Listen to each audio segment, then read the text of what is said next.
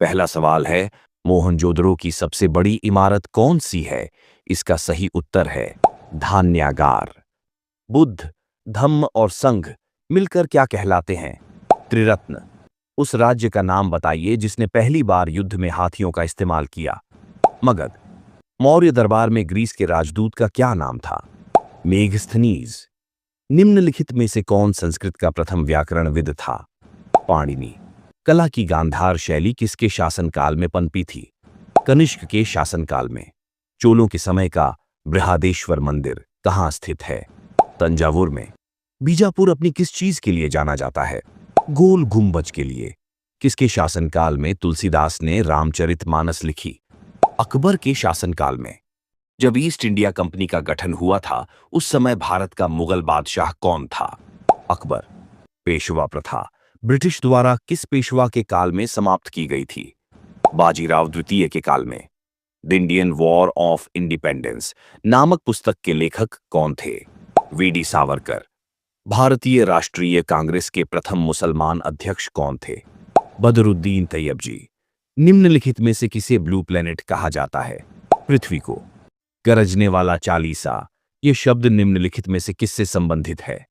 पश्चिमी पवन से। काली मिट्टी और किस नाम से जानी जाती है? रेगुर मिट्टी। उष्णकटिबंधीय घास स्थल को क्या कहते हैं?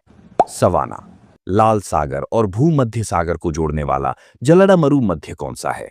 स्वेज जलड़ मरु मध्य। रबड़ के बगीचे यहां पाए जाते हैं शीतोष्ण वन में।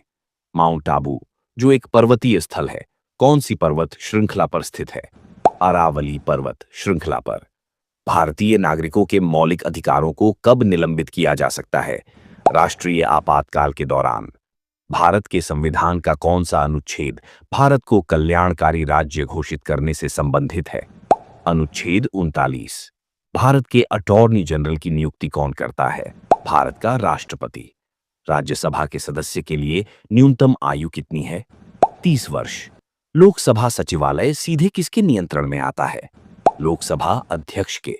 चुनाव आयोग किस अनुच्छेद के अंतर्गत स्थापित किया गया है? अनुच्छेद 324 के अंतर्गत।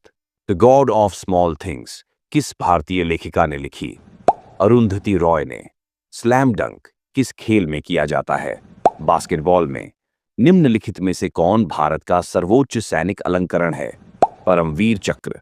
अमेरिकी सुप्रीम कोर्ट ने समलैंगिक विवाह को किस वर्ष वैध घोषित किया? सन 2015 में।